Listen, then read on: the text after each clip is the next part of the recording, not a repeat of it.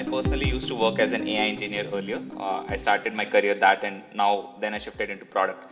And one big difference that I feel is in tech, I used to feel that the kind of solutions that I have to craft or the kind of decisions I have to make are always in a very finite, bounded space, right? Say there are these three different technologies, and which one should I choose out of them? Versus in product, I feel the space is unbounded and much more open-ended. So it's really hard to really define a strategy that, okay, you do these three things, do these 5 courses, and then you will be sorted, right? But some threads which I feel really help to develop the skill for a product person is one is, of course, just understanding humans really well, because at the end of the day, what you're building for humans. You're not building for machines, right? Any product which is out there, be it a B2C product or B2B product. So how do essentially your users really behave, right? What do they want? What are their motivations in life? Why do they like certain things? Why do they don't like certain things? Just understanding humans really well, human behavior really well, can itself give you a very good understanding of what things would work and what would not, right? One thing that really helps to make good judgments is being really good at nth order thinking, right? Not just first order thinking, but second order thinking, third order thinking. So you can even do simple thought exercises. Like, for example, if I asked you, Keshav, right, what would happen if everyone in college had a mandatory course to run a podcast, right? What would it mean? How would society as a whole change, right? How would colleges change? How would hiring change?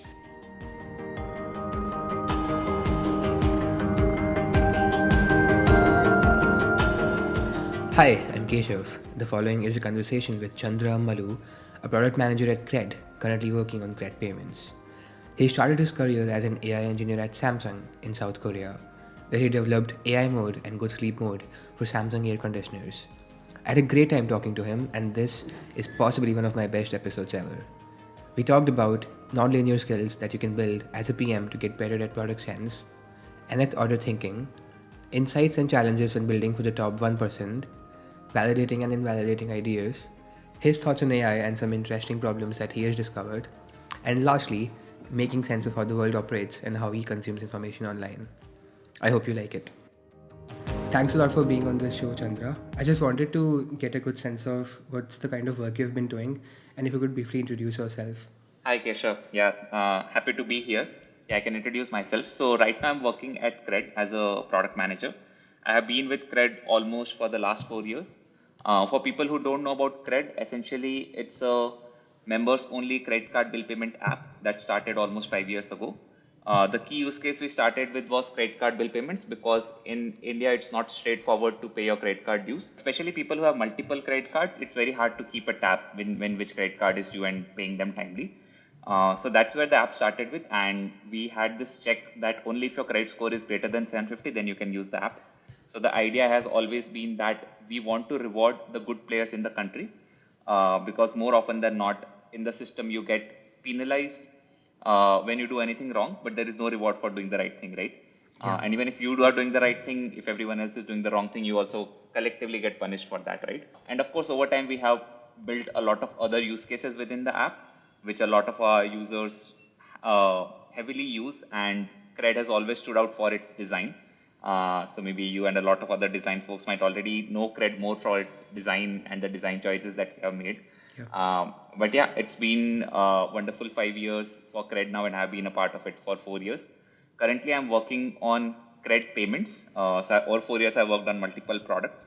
From last 1.5 year, I'm working on payments, where our key idea is wherever CRED members go outside the CRED app on any merchant app, say Swiggy, Zomato, Zepto, all of these are our partner brands.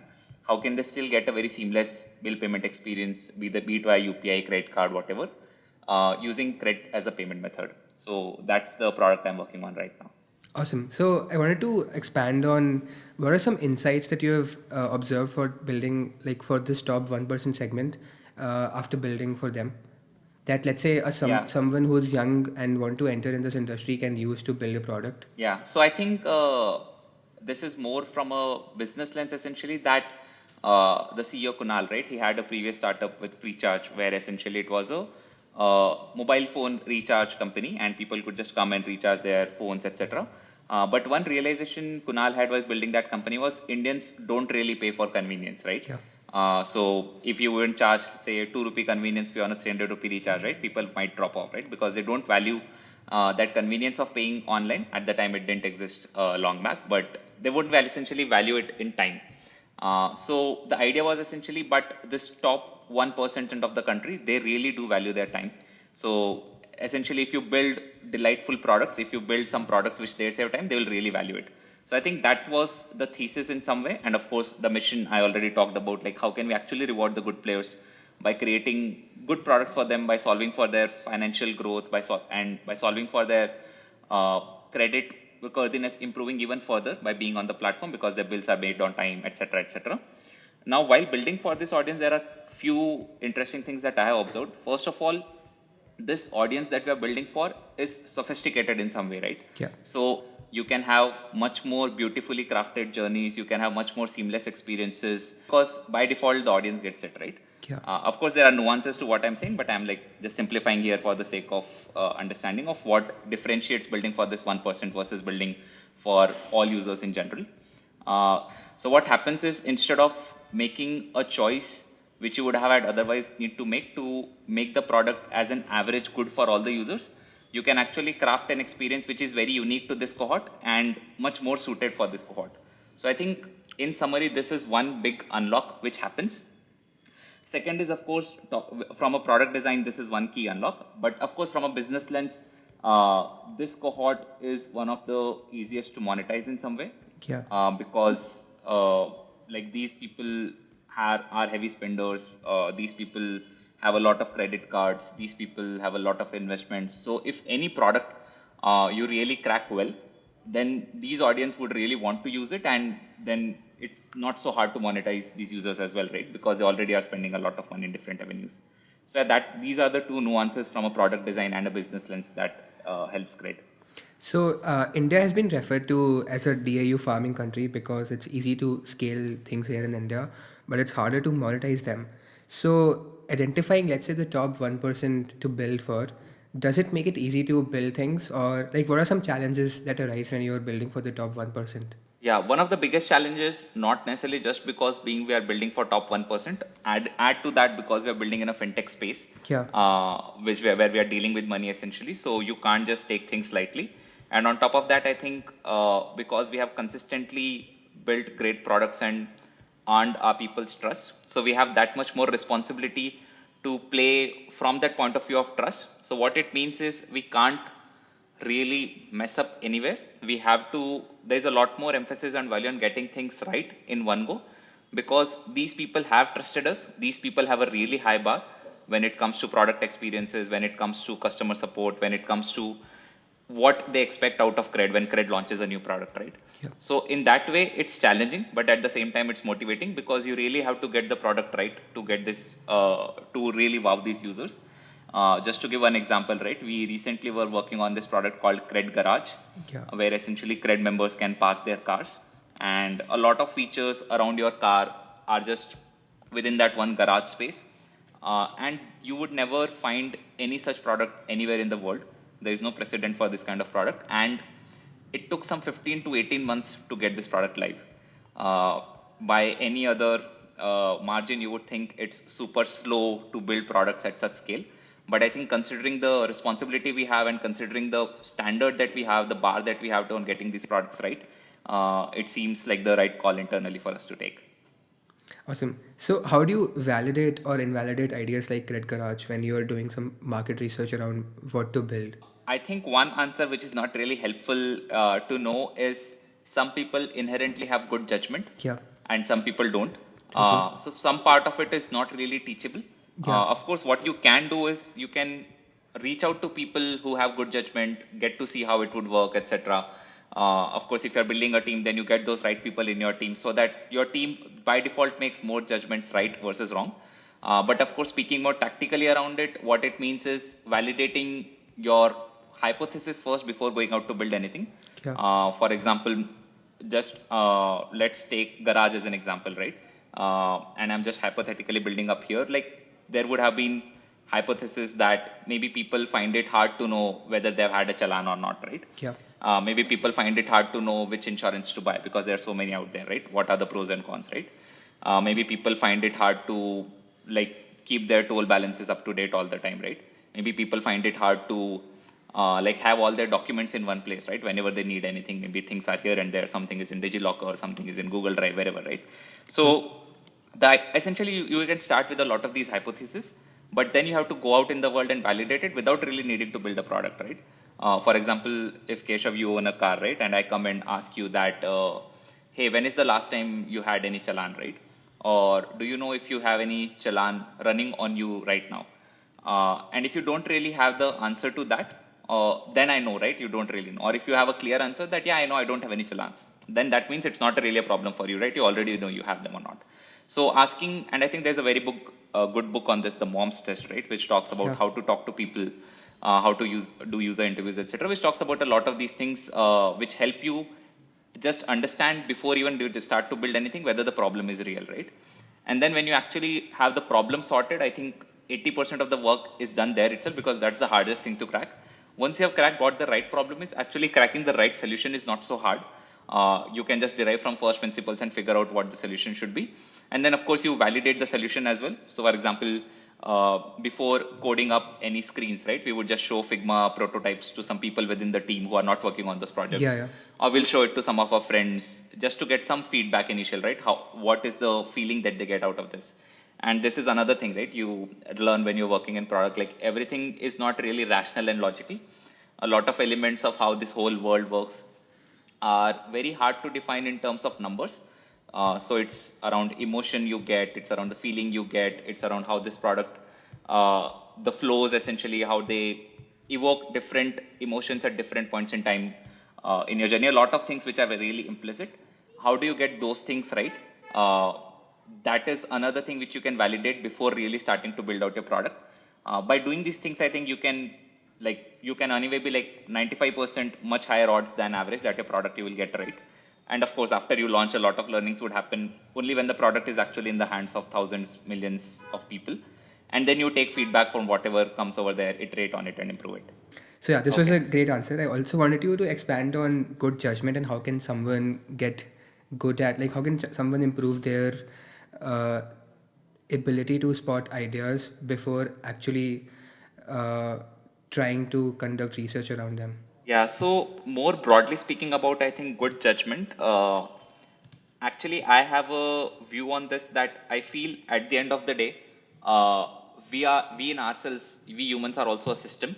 If there is an input, our machinery parses that input in a certain way and generates an output, right? Yep. Now, how do you improve on this is by consistently experiencing it, practicing it more and more. You get better at pattern recognition. You get better at figuring out what things to give more weightage to, what things to give lesser weightage to. But the fundamental principle is you have to do it over and over again to get better at it. There is no shortcut or no, I think, other way where you can just theoretically figure something and get better at it. So constantly maybe putting yourself in situations where you have to exercise judgment, constantly putting yourself in situations where your learning is, you are constantly compounding and learning new things. I think that can be the fastest way to improve your judgment around things. There are a lot of exercises or tactically which you can do. For example, one thing that really helps to make good judgments is being really good at nth order thinking, right? Not just first order thinking, but second order thinking, third order thinking. So you can even do simple thought exercises. Like, for example, if I asked you, Keshav, right? What would happen if everyone in college had a mandatory course to run a podcast, right? What would it mean? How would society as a whole change, right? How would colleges change? How would hiring change? So it's essentially a very abstract concept, but you can just build on it and figure out, okay, because of this, what would happen? Because of this, what would happen? And by doing these kind of exercises, you will be able to discover something which is not really intuitive to you right now. For example, in this podcasting, right? Maybe because everyone would not just really build platform, they will have everyone would not just build podcasts, they will also have to distribute it. Yeah. And distribution might be the harder problem than building it, right? True. And maybe people will figure out some interesting distribution channels which are very decentralized, which don't exist in today's world, right? All the distribution channels which exist in today's world are very centralized. So maybe something can come out of it because of that, right? And which you might not normally think like, why would decentralized distribution come up? You might think about it from a different lens as well, but this could be one thread which leads you to it, right? So doing these kind of thought experiments can you just essentially get you to sharpen your brain machinery to essentially figure out how different input parameters can lead to different output parameters, right? Essentially. So I think consistently, this is a theoretical exercise which you can just do, essentially thinking about random situations. But I think putting yourself in such situations where you have to exercise judgment day in and day out would really help. Another thing I feel is that if you are someone who has a good judgment, people around you see that, and then they ask you for your judgment more often.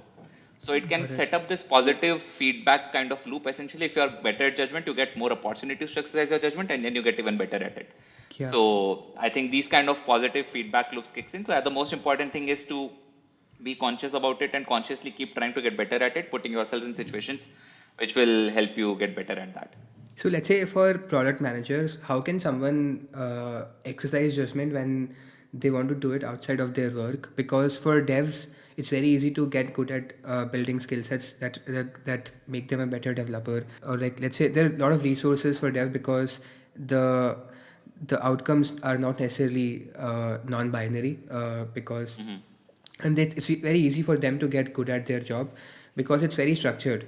For product Mm-hmm. managers, it's not that structured, it's very non-linear. So how can someone find ways to do that outside of their job? Yeah, it's very interesting actually because, and I often believe this that, like for example, I personally used to work as an AI engineer earlier. Yeah. I started my career that, and then I shifted into product.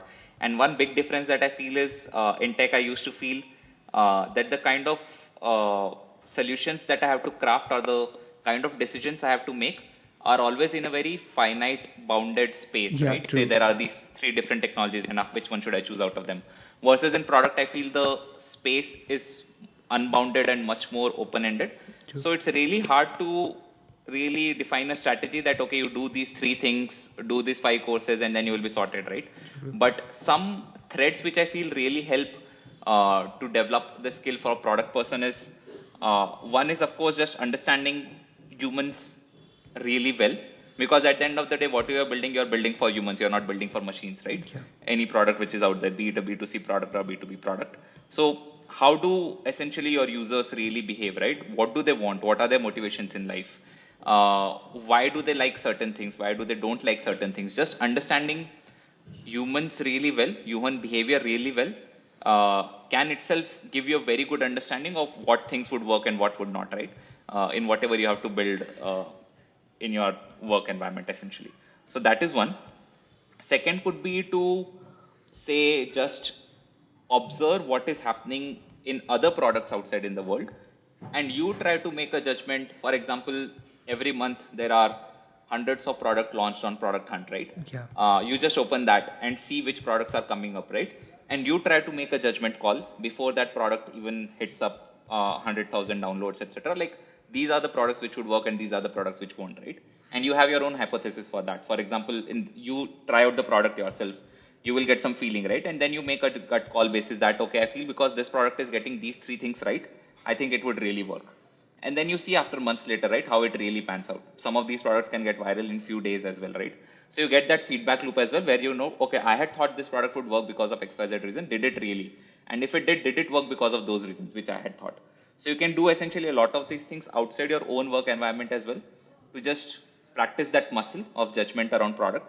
And I think within product, one thing you can also do within your work as well is just, have a hypothesis, get an engineer buy-in, and just experiment yourself and see, right, how people react when you change certain thing.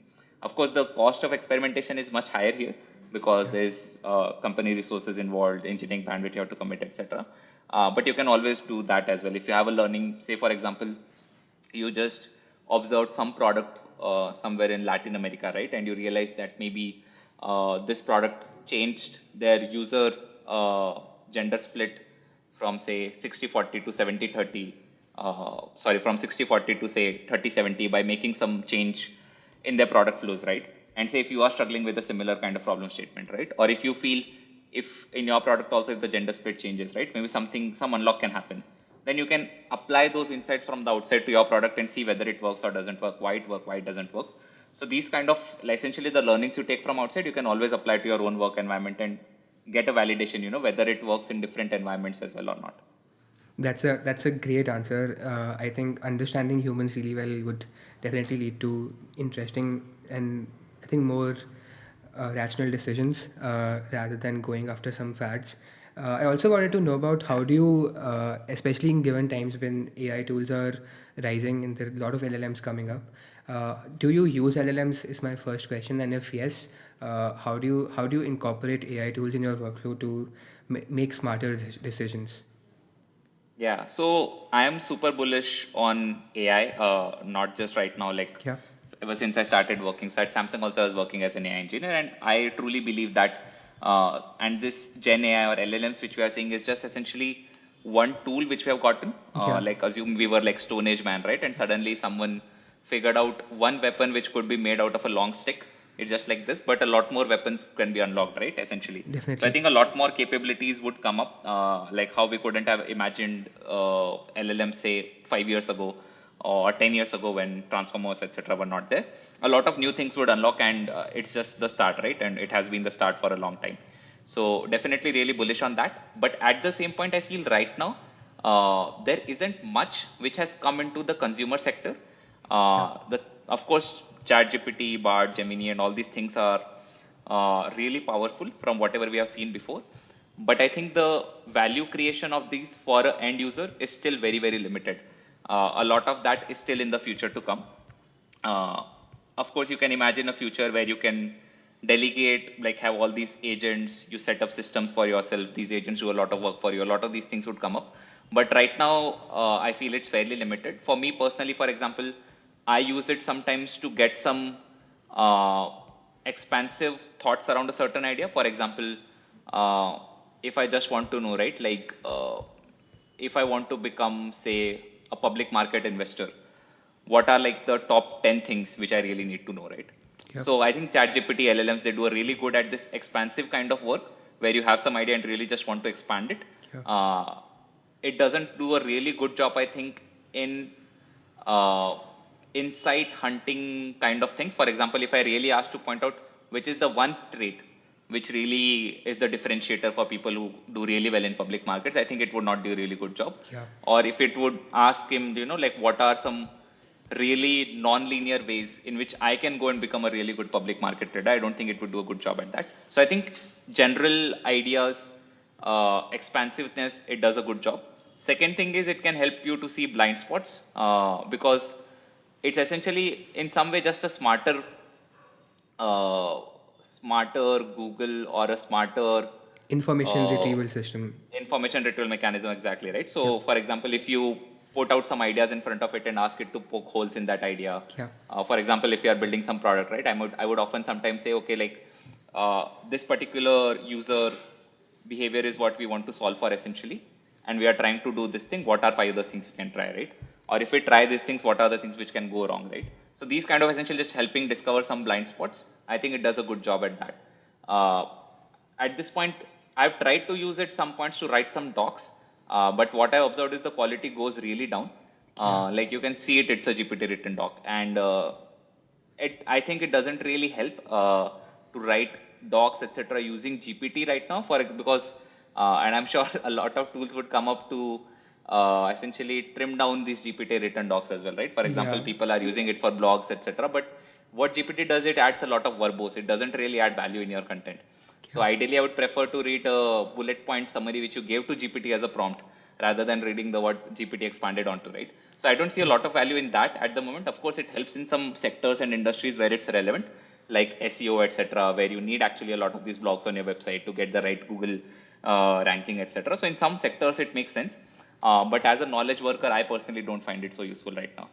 But yeah, as I felt, I think it's too early. And of course, a lot of people are building things which would be handed over to us as consumers or as product managers or whatever, and which would have a lot of value. But I don't see a lot of it having come out yet already. A lot of it is still in the future. Yeah, true. Because I think these are probabilistic models right now, so they're essentially Yeah, good in cases when there can be multiple answers to a problem, and not and bad, really not great at cases where there is a single answer. I think that's why we yeah, have seen lower adoption in edtech or cases where getting the right answer is very critical. So, yeah. yeah, Actually, yeah, yeah, one biggest problem I feel is, and I'm sure someone in some of these big companies, OpenAI, DeepMind, etc., might already working to solve it. One problem I feel is when you start a session with ChatGPT, right, or Perplexity or Bard, wherever, it starts from a blank slate. It true, assumes you are one of 8 billion people on the world, right? yeah, But if it already knew you are someone who is working in India, you are someone who is working in product, you are someone who is a 27-year-old, who you are someone who is a male, you are someone who has had this historical background, you are originally from Rajasthan, you have done this in college, etc., right? Uh, if it had all this context, and if it had much more context on what exactly you are trying to do, I think it would do a much better job, because I feel somewhere in its essentially entire training data, whatever it is trying to synthesize, I think it knows, for example, also how to come up with these non-linear thought processes. But because it tries to give a good average answer, it cannot really get there. So I personally feel that this one thread which some people would, I'm sure, building tools in AI would take up is, how can you just give AI tools a lot of context on the user really quickly? true, Like, I shouldn't have to type all of that in the prompt every time, right? How yeah, can you make it super seamless for me? Like how a friend would know me, right? If a friend knows me really well, and if I ask them, no, hey, I'm facing this problem, whatever advice they would give would really be on point, because they have entire context on me. But if I ask the same question to a GPT, right, it doesn't have any context. So it would give a very generic average answer. So, and I think there's no way you can solve it just by having better models. You have to have a mechanism where it's very easy to transfer context, where what situation is the user in, who is the user. If you could transfer that really well, I think that is where the models would do really well, rather than just training on more data, uh, yeah.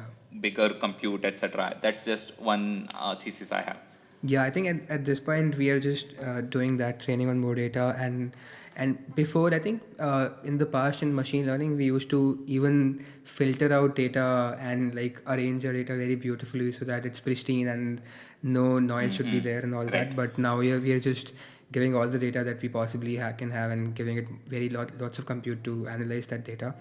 I think yeah, Yeah. we'll need to figure out newer architectures for that and not really stick towards like go in the data direction and compute direction if you want to Yeah.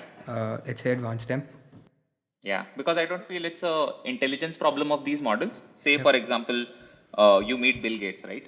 Yeah. And you are having some technology problem in your company, right? And you ask him, oh, I have this problem. How can I fix it? Bill Gates would not be able to give you a good answer unless he knows the full context, right? Yep. The answer can be very different for Amazon versus the answer can be very different for a very small company, right? And a lot of other variables which would define how the answer should be. So it's not the limitation of Bill Gates, it is a limitation of essentially you being able to give the right context to him so that he can help you. So I Yeah. feel a lot of value unlock needs to happen on that, or solutioning needs to happen on that front as well. True. And also, I think we are also not good at articulating our own context. So, Yeah, uh, yeah. But these, I feel it would be, I think putting the burden of that on the user, I think is wrong, yeah, same. because it would be hard for users. So the product has to solve for it in some way. Yeah, that's why I think making them as a chat, like these are all, the UX is just standard chat. So I Yeah, think that's not yeah, a good way to go correct. forward. Yeah, yeah, It makes it easier to scale the product, but essentially it's not a good practice moving forward. And yeah, also I think you raised a very interesting point on memory and giving it access to context. So I wanted to right. love to get your opinion on this. Do you think firms like Apple or Google would be better positioned in this direction because they have access to lots of data? And I also was trying out Apple's new app called Journal. So it has not Mhm. been ingested with AI features right now, but even with non-AI features, it gives me prompts and also has like it's tracking my music history, what music I'm listening to. So based on that, it's also suggesting me things to write about. It also knows what kind of pictures I've been taking. So yeah, I would love Mhm. to know if what do you think? Like firms like Apple or Google will be better positioned, or will OpenAI find something?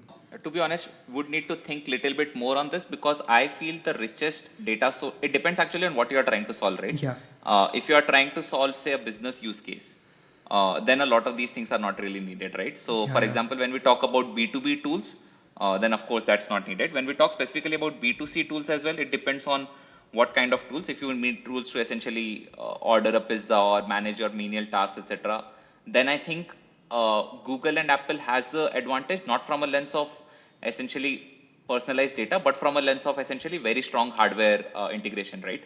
So it's True. much easier, for example, to Google OS to like Google essentially to control via Android OS a lot of the apps on your phone, how the flow should be, etc. Versus for someone who is not in the hardware game to really come and build it, right?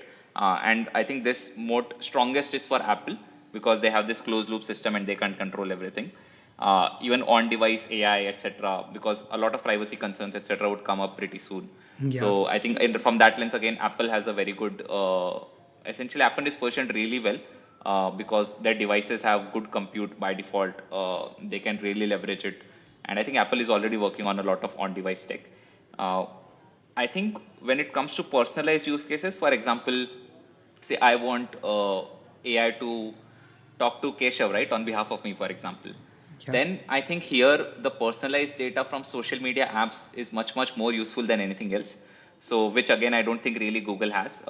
Apple also doesn't really have it. It's mostly your Instagram, Facebook, TikTok, WhatsApp, a lot of these apps.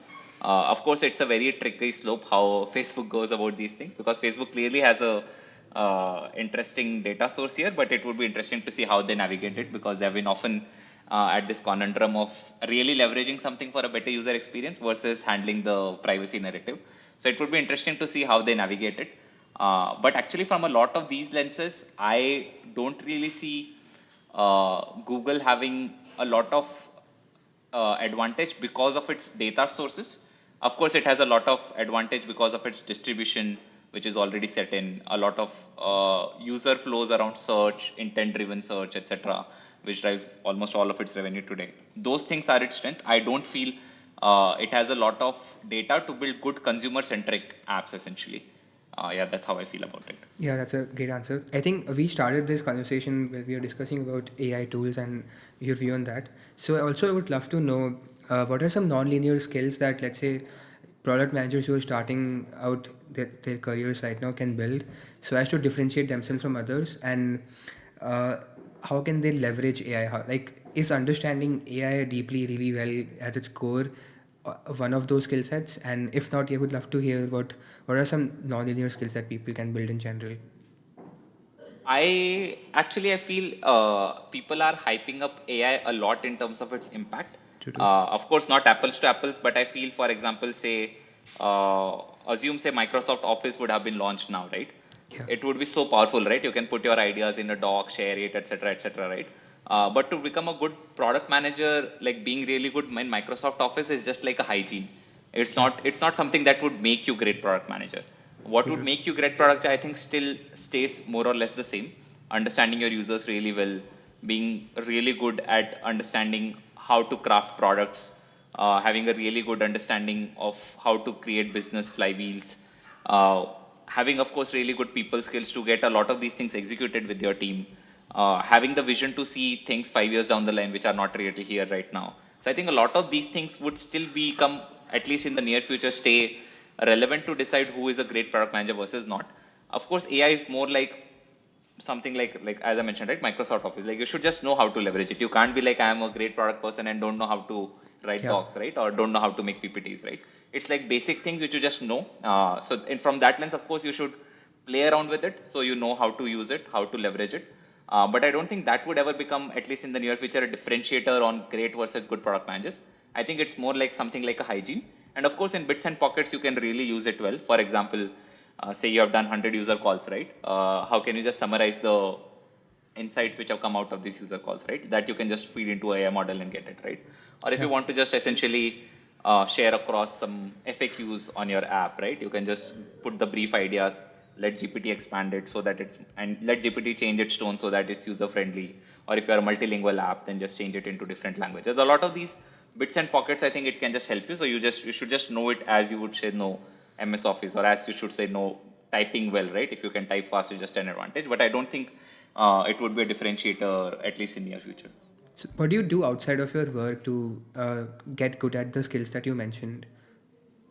So, to be honest, I my one of the biggest quests which has always been ongoing is just to try to understand and make sense of how the world operates, Yeah. and from different lens, right? Not just, of course, in product it really helps if you know how people behave and operate, but independent of that also I just want to understand, right? Like if I'm just in the system, right, where I'm with a bunch of people, these economic forces which are moving around, how do all these things work together, right? What is this entire machinery? How is it working like?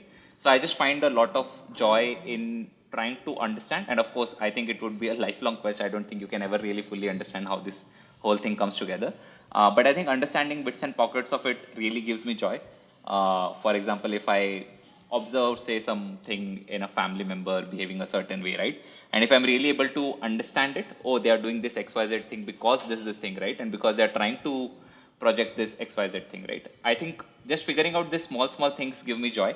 And of course, when it comes to things like how countries work, how nations' systems have evolved historically, I think from that lens, I enjoy reading a lot about history, economics, just to understand how these different forces come together and how it plays out, right? Yeah. So I think, so from that lens, I read books which operate in that zone and help me improve that understanding. I listen to some podcasts, some videos where people essentially are trying to make sense of these kind of things. So that is one space where I spend some time, which part of it implicitly might be helping me in my product journey, but I'm not really consciously doing it to become better at product. Second thing I think which I do consciously towards essentially becoming not just better at product, but in general in whatever work I do, creating not just as a product manager essentially, but like creating products, understanding where the market is going. I just try to stay up to date with whatever is happening in the market, how products are shaping up, how industries are shaping up. Say, because I work in the fintech sector, I try to keep an eye out on what's really happening. How is the RBI thinking? How is the government thinking? How is the NPCI thinking? What are their incentives? Where are they trying to take the nation? What are different players trying to build around this to leverage that? So I just try to keep essentially some information inflow on that lens and try to synthesize it time and again. Sometimes I talk to people just to understand what's happening. So yeah, these are some things that I do outside work. What are some sources of information inflow that you would like to share people, and some channels that you have found interesting to read broadly in general about economics and business in business? Yeah, so I have, in some sense, in my mind, categorized everything that I consume in two sources. One is timeless information, and second is essentially very relevant, recent information, right? So what I have found helpful is I try to go with internet sources more on the timeless sources. For example, if I just want to understand uh, not just internet sources, sorry, like public sources on the timeless resources. For example, if I just want to understand how to get better decision making, right? Yeah. I think I've observed reading books, listening to podcasts, like Farnam Street is a great example, right? He has the Yeah. knowledge podcast as well. His blog has been running for quite some time. Uh, Mukesh Bansal does some podcasts, Nikhil Kamath does some podcasts, like which are like more essentially popular public channels. So if I want to learn something around how marketing works or how products work, which is like more timeless and not really recent information critical, then I go for these public sources. Whenever it comes to identifying market trends or like what is happening recently, I have found talking to people much more helpful than reading what's on the internet. Okay. Because my key hypothesis here is, say, if something really important is going to happen with UPI, right? By the time it comes up on some Twitter thread, I think it's too stale. You ideally want to know about these things when someone is developing this, right? When someone Yeah. is shaping up these things, right? Before a company has launched a product, right? If a company is just prototyping this product, I think knowing about these things earlier is much more helpful. By the time it comes out in the public domain, it's like you don't get any alpha by knowing that information, right? Almost everyone already knows it. Versus when it comes to, say, something, as I give an example earlier, like decision making, then there is no concept of an alpha here, right? It's like a timeless principle. So you just learn it and get better at. For these kind of sources, I consume books, podcasts, etc. But for this more tactical, recent, how is the market shaping up, I found talking to people who are in this space or build up things, etc., much more useful. So, like, do you reach out to people you want to talk to, or like how do you approach people to, let's say, if you want to talk to a topic, do you just DM them on LinkedIn, or how does it work?